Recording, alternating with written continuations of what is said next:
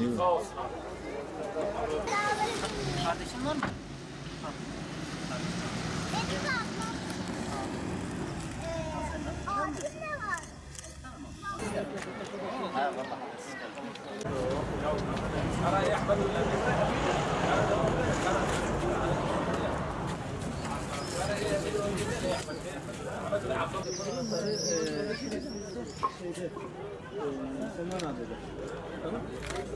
Depremin birinci gününden bu yana 6 Şubat'tan bu yana çalışmalarımız devam ediyor. Hamdolsun biz bölgedeyiz.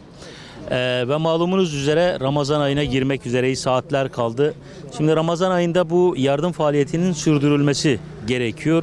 Bu da takdir edersiniz ki insanların yardımlarıyla oluyor. Şimdi Ramazan'a özel neler yapıyoruz? Biz inşallah şu an bütün gücümüzle sahur hazırlamaya çalışıyoruz. Sahur konusunda sıkıntılarımız var. Açık konuşacağız. Sahur konusunda, kahvaltılık malzeme konusunda sorunlarımız var. Bunu bir şekilde çözmeye çalışıyoruz. İftarlar vereceğiz. İftar verme konusunda herhangi bir sıkıntımız yok. İnşallah sahuru da vermeye çalışacağız. Bunun dışında etkinlikleri Vakıflar Genel Müdürlüğü bulunduğumuz yerde etkinlik yapacağı için normalde biz etkinlik hazırlıklarımızı yapmıştık etkinlikler için. Çalışmalar yapıyorduk. Fakat bir çakışma olmasın diye bölgede de zaten bulunduğumuz yerde bir etkinlik yapılacak. Bir etkinlik de biz yapmayalım diye Vakıflar Genel Müdürlüğü'nün personel desteğine ihtiyacı olursa biz o ihtiyacı karşılayacağız.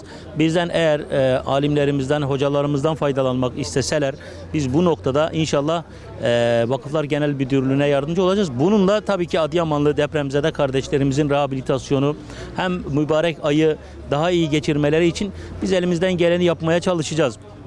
Fakat hani ifade ettiğim gibi ama kahvaltılık sahurda insanlar yani eğer kahvaltılığı halledemezsek zaten çorba vermeye çalışacağız.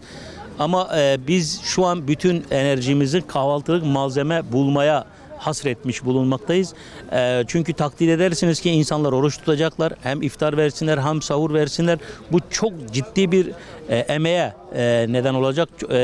Burada çalışan kardeşlerimizin, hizmet eden kardeşlerimizin ciddi derecede yorulmalarına neden olabileceği için bundan dolayı önceliği biz sahurluk malzemeyi iftar vaktinde verme üzerine. Şu anki konseptimiz bu. Yapabilirsek, biz bunu başarabilirsek, malzemeyi bulabilirsek iftar vakti kardeşlerimize sahurluk malzemelerini de, ekmeklerini de, sularını da, ihtiyaçları her neyse bunu verip o şekilde evlerine, çadırlarına bulundukları, mukim bulundukları yerlere bu şekilde hizmette bulunmak istiyoruz.